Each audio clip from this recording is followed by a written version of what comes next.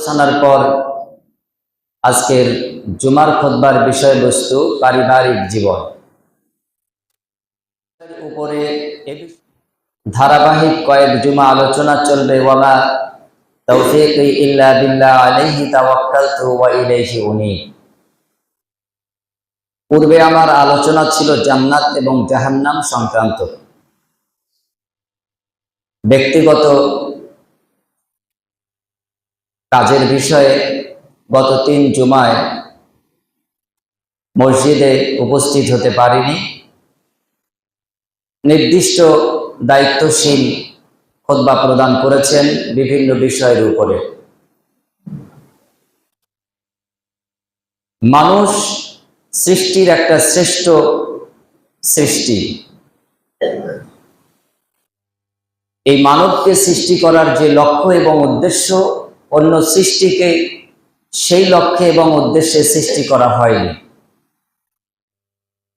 মানবকে সৃষ্টি করা হয়েছে একটা ব্যতিক্রম উদ্দেশ্য নিয়ে,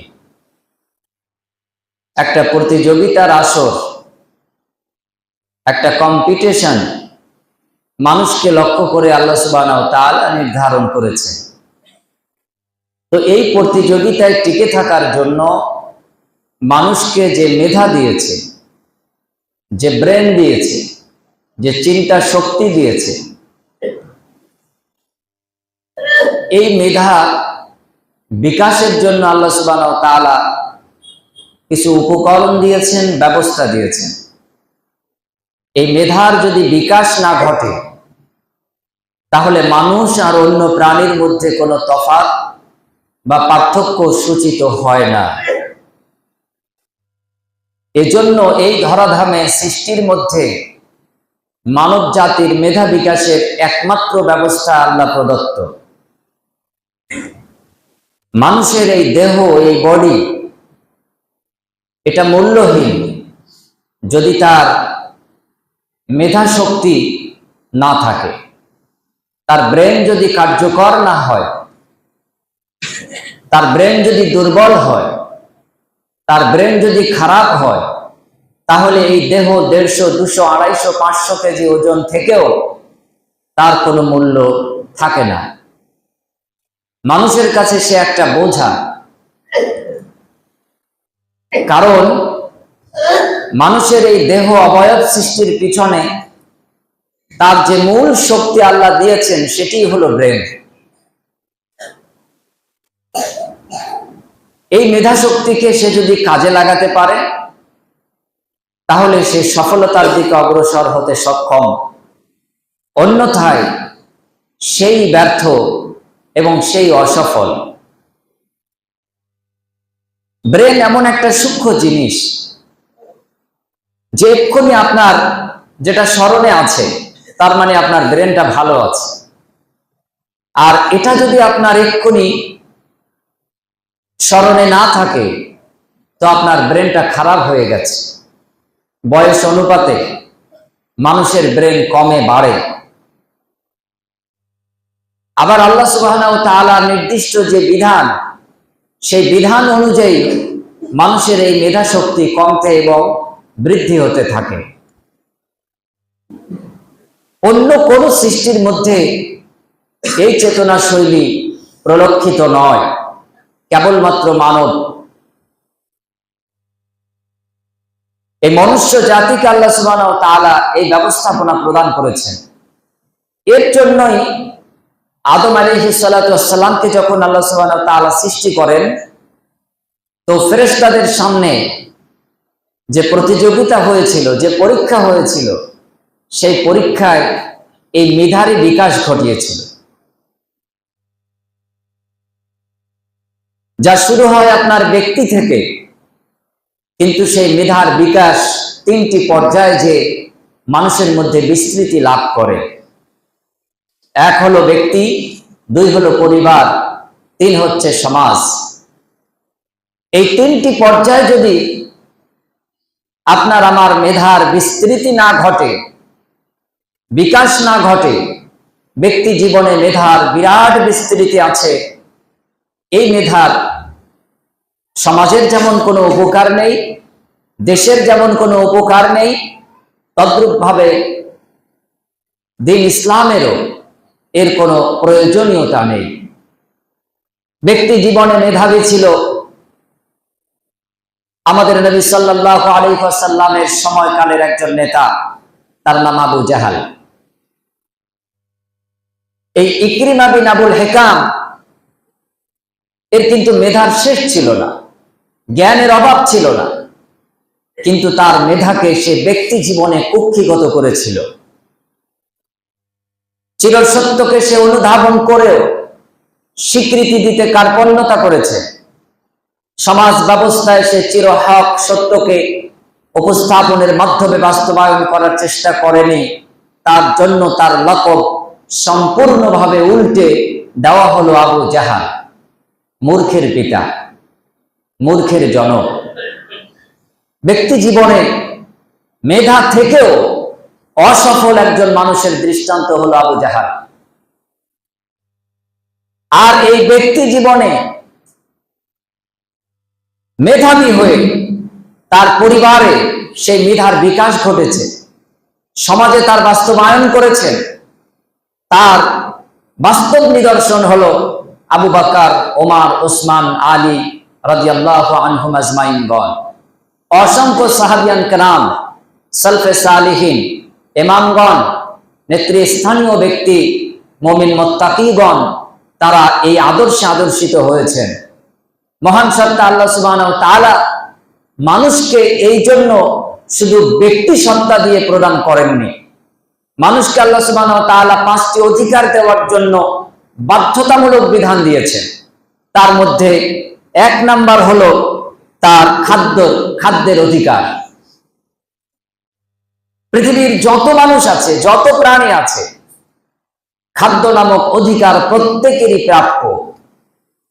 প্রাণী বলতেই সে খাদ্য পাবে। যদি আপনার খাদ্য থাকে 1 লোকমা, পার্শ্ববর্তী জনের যদি 1 লোকমা না থাকে, আপনি 1 লোকমা ভাগ করে তাকে আপনি খাবারের ব্যবস্থা করবেন। এটা খাদ্যের অধিকার, এটা আল্লাহ প্রদত্ত। আল্লাহ সকল মানুষকে, ইমানদার বেঈমান, কাফের, মুশরিক, মুরতাদ, মুমিন, মুত্তাকি, মুসলিম, সকলের জন্য আল্লাহ সুবহানাহু ওয়া তাআলা খাবারের ব্যবস্থা করেন। অর্থাৎ এটা আমভাবে সকলের জন্য প্রযোজ্য। খাদ্য নামক অধিকার বাপ যেমন সন্তানকে দিতে বাধ্য, সন্তান সন্ততিও পিতামাতাকে দিতে বাধ্য। সমাজকর্তা যেমন নিজে আহারে ব্যতিব্যস্ত, তার অধীনস্থ জন যারা আছে তাদেরকেও খাদ্য নামক অধিকার দিতে বাধ্য। 2 নাম্বার, সেটি হলো বস্ত্রের অধিকার, পোশাক। এই পোশাক পরার অধিকার পৃথিবীর সমস্ত মানুষকে আল্লাহ রাব্বুল আলামিন দিয়েছেন। যার পোশাক 2টি আছে, একটি অপরকে দেওয়ার মাধ্যমে তার পোশাকের ব্যবস্থা করতে হবে, এটা তার অধিকার। যদি আপনার বহু পোশাক থাকে, অপর মানুষ পোশাকের অভাবে ভুগতে থাকে, তাহলে আপনি মানুষকে বস্ত্র নামক অধিকার থেকে বঞ্চিত করলেন। তো মনুষ্য জাতিকে আল্লাহ সুবহানাহু ওয়া তাআলা 2 নাম্বার সার্বিক অধিকার যেটা দিয়েছেন, সেটি হলো পোশাকের অধিকার, পরিধানের অধিকার। এই পোশাক পরার অনেক উদ্দেশ্য থাকে, তার মধ্যে মৌলিক 2টি উদ্দেশ্য আল্লাহ প্রদত্ত। এক হচ্ছে পোশাকের মাধ্যমে আপনার দোষ ত্রুটি এটা ঢেকে যাবে। শরীরে একটা জায়গায় কাটা আছে, ছোট্টবেলায় ঘা হয়েছে, দাগ আছে, আপনি একটা পোশাক পরেছেন, এর মাধ্যমে সেই দাগটা ঢেকে গিয়েছে। আপনার গোপন অঙ্গ প্রত্যঙ্গ, এটা পোশাকের মাধ্যমে আপনি ঢেকে অবয়ব সৌন্দর্যমণ্ডিত বিকাশ ঘটালেন। 2 নাম্বার, সেটি হলো পোশাকের যে আরেকটি মৌলিক উদ্দেশ্য, ইসলামিক উদ্দেশ্য, সেটি হলো আপনার সৌন্দর্য বর্ধন। পোশাক পরনের মাধ্যমে মানুষের সৌন্দর্য বৃদ্ধি ঘটে। আপনি আপনার চয়েস, পছন্দ অনুযায়ী আপনি আপনার প্যান্ট কাটিং করেছেন, আপনার লুঙ্গি ক্রয় করেছেন, আপনার শার্ট, আপনার গেঞ্জি, আপনার পাঞ্জাবি, আপনার জুব্বা আপনি কাটিং করেছেন, এবং এটা আপনি যখন পরিধান করেছেন, আপনাকে যেরূপ দেখতে লেগেছিল তার থেকে অনেক অনেক গুণ সৌন্দর্য বৃদ্ধি ঘটেছে। এই মৌলিক 2টি কারণে ইসলাম মানুষকে পোশাক পরিধানের বিধান দিয়েছে। আল্লাহ সুবহানাহু ওয়া তাআলা দ্বিতীয় নাম্বার মানুষকে যে অধিকার দিয়েছেন সকলকে সমভাবে, সেটি হলো বস্ত্রের অধিকার, পোশাক পরিধানের অধিকার।